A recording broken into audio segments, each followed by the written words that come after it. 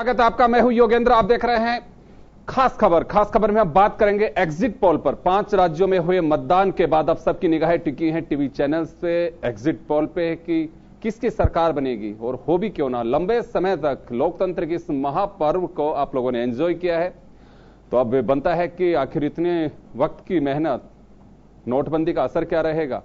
क्या अखिलेश के हाथ में पूरी तरह से कमान सौंपने के बाद उत्तर प्रदेश में गठबंधन के साथ कुछ करिश्मा कर पाएंगे? मायावती अपने बूते क्या सरकार बना पाएगी? हर कोई जानना चाहता है। उत्तराखंड में क्या होगा? क्या हरीश रावत की वापसी होगी? मणिपुर में शर्मिला इरोम क्या वास्तव में कुछ टक्कर देकर के अपने आप को साबित कर पाएंगी? गोवा में क्या होगा? इसी तरह से सबकी निगाहें टिकी हुई हैं। और हम सबके अगर बात करें तो हर कोई जानना चाहता है कि देश के सबसे बड़े राज्य उत्तर प्रदेश का क्या होगा, जहां आखिरी चरण में प्रधानमंत्री नरेंद्र मोदी 3 दिन तक अपने संसदीय क्षेत्र में टिके भी रहे। करीब 2 दर्जन उन्होंने रैलियां की हैं उत्तर प्रदेश में चुनाव के दौरान, और बीजेपी का फेस बनकर के उन्होंने चुनाव प्रचार किया। सारा दारोमदार नरेंद्र मोदी पर बीजेपी का रहा, समाजवादी पार्टी का राहुल और अखिलेश की जोड़ी पे रहा, और मायावती स्टार प्रचारक के रूप में अपने आप को साबित करने की पूरी कोशिश की। लेकिन ध्यान इस ओर भी है कि गोवा में क्या आम आदमी पार्टी झाड़ू चला पाएगी? पंजाब में क्या रहेगा? अकाली हैट्रिक लगाएंगे या फिर सत्ता से बाहर होंगे? अमरिंदर सिंह वापसी करेंगे या फिर दिल्ली की तरह केजरीवाल का जादू चलेगा? चले हम चर्चा करेंगे। हम एग्जिट पोल जो अलग अलग एजेंसीज के आ रहे हैं आप तक पहुंचाएंगे, और उसको लेकर के हम चर्चा करेंगे हमारे पैनलिस्ट के साथ। कई बार एग्जिट पोल की भी पोल खुल जाती है, लेकिन 2014 में जो एग्जिट पोल आए थे, बीजेपी को क्लियर मेजोरिटी के साथ पार्लियामेंट इलेक्शन में सत्ता का सिंहासन सौंप रहे थे, वो काफी हद तक ये माने जा सकते हैं कि बिल्कुल सटीक नजर आ रहे थे। हर कोई 280 के आसपास सीटें दे रहे थे, हुआ भी यही 282 सीटें लेकर के 30 साल बाद किसी राजनीतिक दल को क्लियर मेजोरिटी मिली थी। काफी आसपास थे एग्जिट पोल। खैर चलिए हम चर्चा शुरू करेंगे। हमारे साथ आरसी चौधरी साहब कांग्रेस के नेता हैं, विश्लेषक के रूप में वरिष्ठ पत्रकार ओम सैनी साहब हमारे साथ में हैं, आम आदमी पार्टी नेता पूनम चंद भंडारी साहब हमारे साथ में हैं, विनोद यादव साहब समाजवादी पार्टी के नेता हमारे साथ में हैं, विष्णु कुलवाल साहब बीएसपी प्रवक्ता हमारे साथ में हैं, लक्ष्मीकांत पारिक साहब भाजपा नेता हमारे साथ में हैं। ओम जी, मैं आपसे जानना चाहूंगा कि एग्जिट पोल निश्चित रूप से सबकी निगाहें टिकी होती हैं, लेकिन एग्जिट पोल पर कितना यकीन किया जा सकता है? देखिए योगेंद्र जी, कुल मिलाकर के एग्जिट पोल आज की तारीख में उस तरीके के लिए है जैसे 1993 से पहले हुआ करते थे। जब से बाजार व्यवस्था का सिलसिला लागू हुआ है, तब से लोगों की वैल्यू, लोगों के व्यवहार, मत व्यवहार सब कुछ बदल गए हैं। ऐसी स्थिति में हम लोग अंदाजा लगाते हैं थोड़ा थोड़ा सा, और साथ साथ में देखते हैं कि जो जाति या व्यावसायिक जो समूह है उनका रुझान किधर और कैसे है, और साथ साथ में जो परिस्थितियाँ बनी हैं उनके प्रभाव मतदाता में पड़ने चाहिए, उनका असर कितना है। हो ये रहा है कि मुझे ऐसा लगता है कि जैसे एग्जिट पोल जो भी लोग कर रहे हैं वो ज़्यादातर पहले से एक बायस और दुरागरे के साथ में स्टार्ट हुए। मैं बताना चाहता हूँ कि मतदान से पहले ही 220 सीटें भारतीय जनता पार्टी को देने की बातें होने लग गई थी, और 2014 के जो नतीजे आए थे उनके आधार पर लोगों ने अपने अंदाजे निकाल दिए थे। तो उसके बाद में कोई परिवर्तन करने की स्थिति कहीं पर भी नजर नहीं आई। लेकिन मैं समझता हूँ कि पंजाब में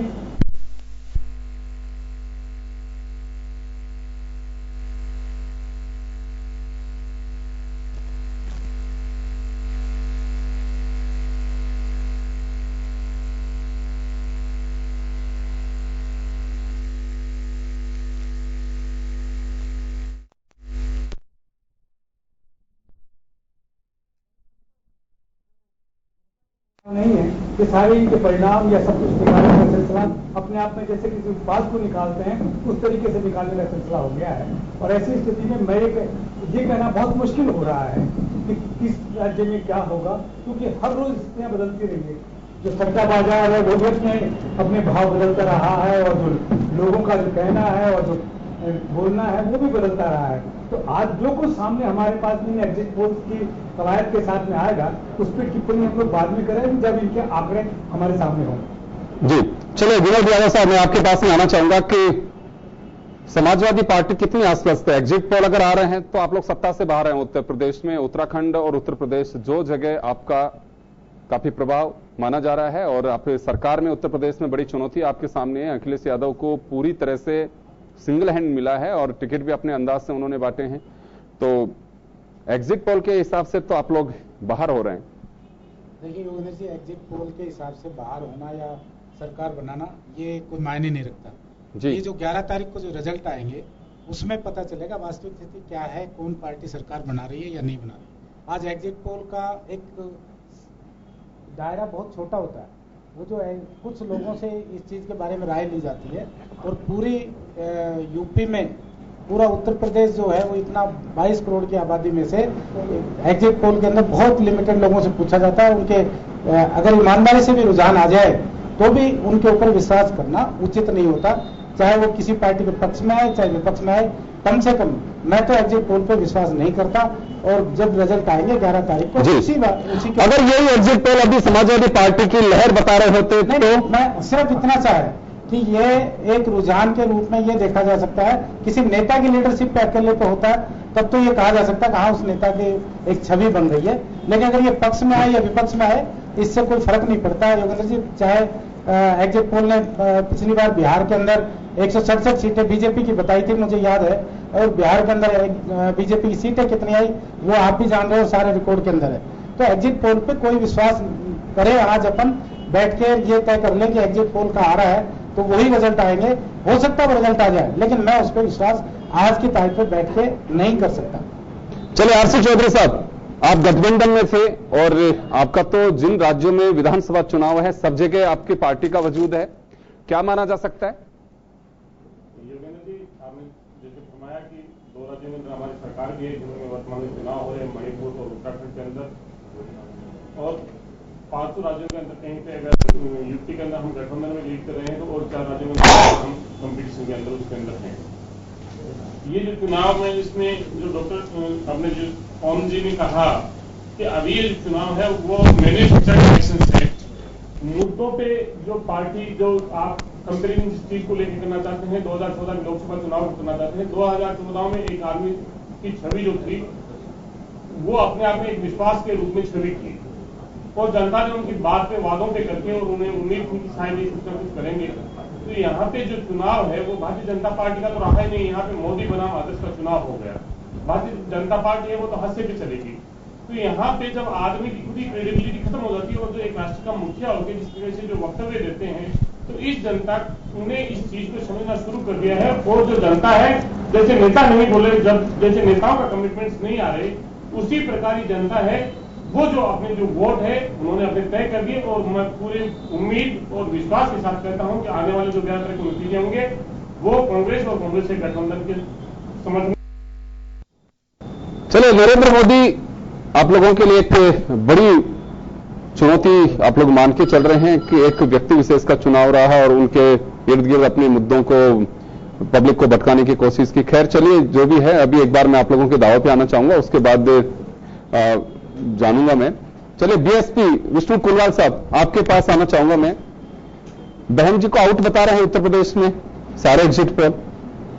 योगेंद्र जी, अगर इस एग्जिट पोल को यार पोल मान लिया जाए तो ज्यादा ठीक रहेगा। वो दिन मुझे बता दीजिए कि जब वो 4 बार मुख्यमंत्री बनी बहन मायावती, किस एग्जिट पोल ने कहा था कि मुख्यमंत्री बनेगी? अगर एग्जिट पोल पे विश्वास किया जाए तो बिहार के चुनाव में क्या हुआ और दिल्ली के चुनाव में क्या हुआ? मैं मानूं कि एग्जिट पोल भी अगर सही हो तो भी आज इस पे विश्वास करने की बात नहीं है, क्योंकि आजकल एग्जिट पोल भी उस आधार पर चलता है जिस आधार पर सट्टा बाजार चलता है। अगर सट्टे बाजार से एग्जिट पोल को चलाना है तो चलाए, मगर हम आपसे कह रहे हैं कि 11 तारीख को रिजल्ट आने के बाद हम आपको बताएंगे कि बहुजन समाज पार्टी कहां है और दल कहां है। और आज भी आपको विश्वास के साथ ये कह सकते हैं कि यूपी में बहन मायावती मुख्यमंत्री बनेगी, यह निश्चित बात है और यह समय आने पर आपको बताया जाएगा। मगर एग्जिट पोल पे विश्वास करना जनता के साथ विश्वासघात लगता है, क्योंकि यह पैसे के बल पे एग्जिट पोल हो रहा है। क्योंकि एग्जिट पोल से पूर्व में भी कितने एग्जिट पोल हुए जिन्होंने बताया कि बहन मायावती मुख्यमंत्री बनेगी। तो मैं इस एग्जिट पोल को हम नहीं मानते और हम तो खुद ये बोलते हैं कि हम तो अधिकतर टीवी चैनल का इसका हम ज्यादा लोगों के पास जाते भी नहीं है और इस बारे में बहुजन समाज पार्टी के लिए कहा भी जाता है। पर जब चुनाव का रिजल्ट आएगा 11 तारीख को, जो भी जनता वोट देगी वो सिर माथे पे स्वीकार है और हम तो उसी पे विश्वास करेंगे जो जनता ने डाला हुआ वोट है। चलिए, पूनम चंद भंडारी साहब हमारे साथ में है। पूनम चंद जी, दिल्ली के बाद आपकी निगाहें गोवा और पंजाब पे टिकी रही, क्या माना जा सकता है? पंजाब में आप सर्वे में, माफ करेगा, एग्जिट पोल में काफी फाइट में आ रहे हैं और गोवा में लेकिन कोई बहुत ज्यादा संतोषजनक आपकी स्थिति दिखाई नहीं दे रही, अगर एग्जिट पोल की हम चर्चा कर रहे हैं तो। देखिए, गोवा में हमको 4-5 सीट बता रहे हैं और पंजाब में भी हमको नंबर 1 बताया जा रहा है। एग्जिट पोल की तो, ढोल की पोल तो पहले कई बार खुल चुकी है। दिल्ली में जब हमारे चुनाव हुए थे, जब मोदी जी पूरी ताकत लगा दी थी, उसके बाद 67 सीटें हमारी आई।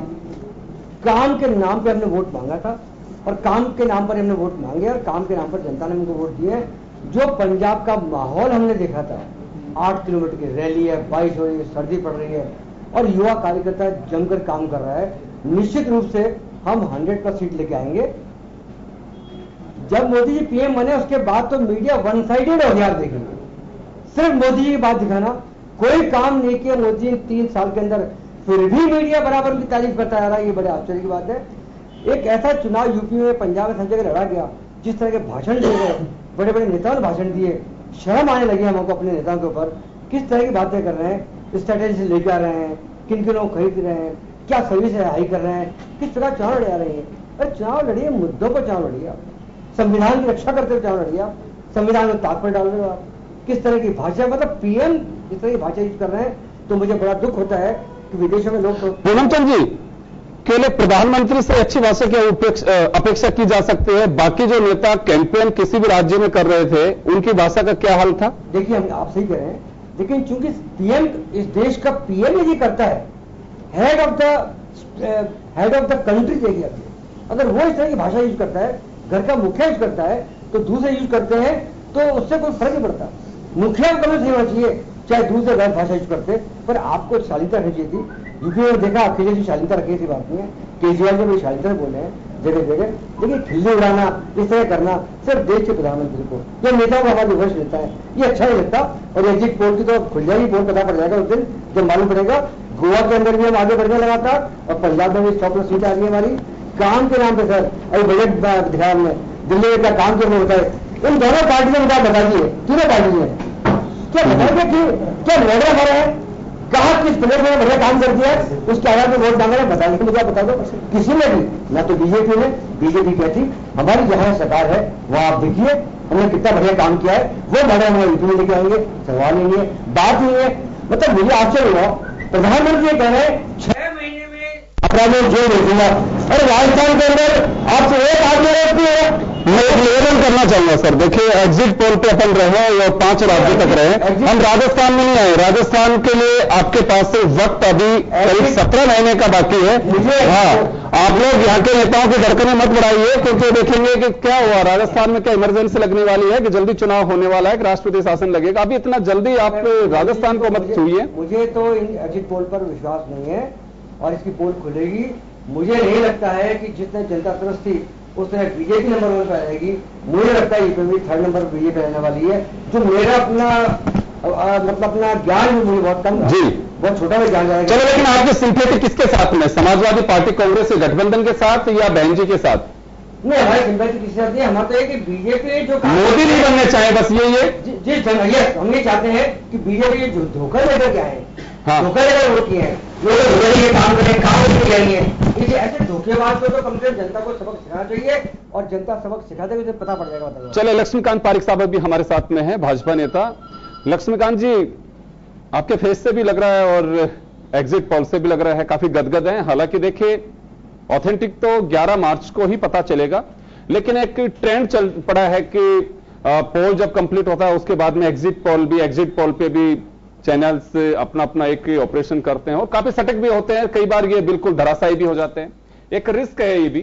तो मैं जानना चाहूंगा कि कितने आश्वस्त हैं कि जो सिनेरियो सामने आ रहा है वो कुछ रहने वाला है? देखिए, हम तो पूर्ण रूप से आश्वस्त हैं कि 5 राज्यों में हमारी सरकारें बनने वाली है। हम ऐसा मानते हैं 5 राज्यों में हमारी गठबंधन की सरकार बनने वाली है। गठबंधन सरकार में हम आगे निकलेंगे। एग्जिट पोल की जहां तक बात करते हैं, बड़े पूनम जी भंडारी साहब ने बड़े तेजी से भारतीय जनता पार्टी और नेताओं की आलोचना करके अपनी बात को प्रखरता रखने का प्रयास किया। मैं भी अपनी बात को रखने का प्रयास कर रहा हूं। पूनम जी, जहां तक हम अपनी बात को करते हैं तो मेरा मानना है कि भारतीय जनता पार्टी यूपी में सरकार बनाने जा रही है, गोवा में सरकार बनाने जा रही है, इसी प्रकार से उत्तराखंड में, और हम मानते हैं कि पंजाब में हमारी सरकार बनने वाली है और मणिपुर लगभग में हमारी सरकार की और अग्रसित है। लेकिन जहां तक हम बात करते हैं, आपने लगातार कहा कि एग्जिट पोल के ऊपर हम कितना विश्वास करते हैं। आप विश्वास एग्जिट पोल करें या नहीं करें, लेकिन देश की जनता ने मोदी पर विश्वास किया है। जब से मोदी जी प्रधानमंत्री बने कि बिहार के अपवाद को छोड़कर समस्त जगह, चाहे नगर पालिका के चुनाव हुए, पंजाब के चुनाव हुए हो, या नगर पालिका के हुए, पंचायतों चुनाव हुए हो, हर चुनाव में भारतीय जनता पार्टी का परचम फैला है। और परचम इस प्रकार फैला है कि देश के अंदर कश्मीर से लेकर के और कन्याकुमारी तक भारतीय जनता पार्टी की सरकार लगातार नजर आ रही है और बाकी पार्टी हाशिए पर जाते हैं। जहां तक चौधरी साहब ने प्रश्न उठाया कि भारतीय जनता पार्टी में बीजेपी हाशिए पर चली गई, भारतीय जनता पार्टी हाशिए पर नहीं गई। भारतीय जनता पार्टी देश में लगातार फैलती जा रही है। आपकी पार्टी सिकुड़ कर एक छोटी जगह पर सिमटती जा रही है। इस बात की चिंता करें चौधरी जी। और आप पार्टी के बारे में बता देना चाहता हूं, कलक कलक से सोगनी में मादकता अधिका है, एक खाए बुराना, एक खाए पगला है। एक दिल्ली की सफलता के बाद आप इस प्रकार से पगला गए कि आपको लग रहा पूरे हिंदुस्तान में आप परचम फैलने वाला है। आपकी निश्चित मान के चलिए, चाहे गोवा हो या पंजाब हो, आपकी हवा निकलने वाली है। एग्जिट पोल पर हम विश्वास करते हैं। कभी कभी 80% एग्जिट पोल सही जाता है, कभी 100% सही जाता है। तो हमारा मानना है कि एग्जिट पोल लगभग बराबरता है, लेकिन भारतीय जनता पार्टी सभी प्रांतों पर सरकार बनाने जा रही है। चलिए, सुविधा के हिसाब से एग्जिट पोल राजनीतिक दलों के लिए, क्योंकि पंजाब में एग्जिट पोल आम आदमी पार्टी की सरकार बना रहे हैं, तो वहां पे व्यवस्था गड़बड़ा सकती है नहीं एग्जिट पोल की। देखिए, मैं ये नहीं कह रहा कि पंजाब में गड़बड़ा सकती है। मैंने फिर कहा है 80% तक एग्जिट पोल कभी कोई सही जाते हैं, 20% माइनस प्लस होता रहता है। हाँ। तो हमारा तो बिल्कुल निश्चित रूप मानना है पंजाब में गठबंधन की सरकार बनेगी। चलिए, ओम जी, एक बात मैं जानना चाहूंगा कि सभी ने ये बात कही है, पूनम चंद जी भंडारी साहब ने खास रूप से कहा, पंजाब के लिए कह रहा हूं, यूपी के लिए नहीं कह रहा हूं, नैतिकता और यूपी एजेंडा की बात की जा रही है। ये पूरा इलेक्शन कैंपेन जो रहा, अब तो इलेक्शन कैंपेन में ड्यूरिंग द इलेक्शन पीरियड वो तो रहा ही नहीं है। अब तो पार्टियां बैठती ही नहीं है कि चुनाव होने के 6 महीने बाद ही कार्यकर्ताओं कह दिया कि अगर ये मिथक तोड़ना है कि एक बार ये तो अभी से जुट जाइए। कार्यकर्ता कहता है कि हम किसके लिए जुटे, कब जुटे, सरकार अभी तो थोड़ी सी हमें रेस्ट करने दो। माहौल खत्म होता नहीं है इस देश में चुनाव का। इसी तरह से उत्तर प्रदेश की अगर हम बात करें या पंजाब की बात करें, मणिपुर का बहुत ज्यादा रोल पब्लिक के बीच नहीं रह पाया, लेकिन गोवा हो चाहे उत्तराखंड हो, कई मैनिफेस्टो को आधार बना करके राजनीतिक दलों ने कहीं चर्चा की। क्योंकि सबसे बड़ी बात तो मुझे ऐसा लगती है, मैनिफेस्टो में आप किसी भी पार्टी के में देख लीजिए, अकाली कह रहे हैं कि पंजाब में 25 रुपए किलो घी दिलवा देंगे, पता नहीं वो पानी के लिए बता रहे हैं कि घी के लिए बता रहे हैं। ऐसे ऐसी चीजें हैं जो मुझे लगता है कि जिसको कहेंगे मैनिफेस्टो जिन लोगों के लिए जारी कर रहा है वही शायद एक बार मुस्कुरा देंगे। तो मैनिफेस्टो गौण क्यों होते जा रहे हैं? इसकी वजह है जोगेन जी, सबसे पहले तो ये कि हमने सारे चरणों में, मेरा ख्याल है कि अपने चैनल से हम लोगों ने समीक्षा की है सब पॉलिटिकल पार्टीज की, और जिस तरीके से प्रारंभ हुआ था उससे लगा था कि विकास को लेकर के सारी चर्चाएं हो रही है, यूपी में भी हो रही है, पंजाब में अगर नशेबाजी के खिलाफ का सारा माहौल की बात की तो गोवा के अंदर फिर विकास की बात की, उत्तराखंड में विकास, और साथ साथ में ये बात थी कि क्या हिंदुत्व वाला सिलसिला है, और इस तरह की बातें भी क्रिएट हुई।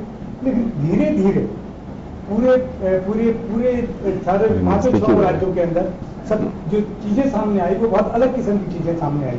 धीरे धीरे मुझे लगा कि भारतीय जनता पार्टी अपने आप को केंद्रित कर रही है सब हिंदुत्व के मुद्दे पर, विकास की बात गौण हो गई, और दूसरी पॉलिटिकल पार्टीज अपने जो जातीय गठबंधन बनाए हुए हैं उनको हासिल करने के लिए जुटी हुई है। आप यूपी में देख लीजिए, बहन मायावती जो वैसे पहले बोल रही थी तो अल्पसंख्यकों और दलितों के गठबंधन पे आके टिक गई। जो मोदी जी बोल रहे थे विकास की बात, वो जाकर के अगड़ों और पिछड़ों को जोड़ करके और अलग अलग लोगों के सैन्य मारने का सिलसिला आप लगातार उन सबकी भाषाएं बदलती हुई देखते रहे, सब स्पष्ट रूप से। इसी तरीके से अखिलेश और कांग्रेस का जो गठबंधन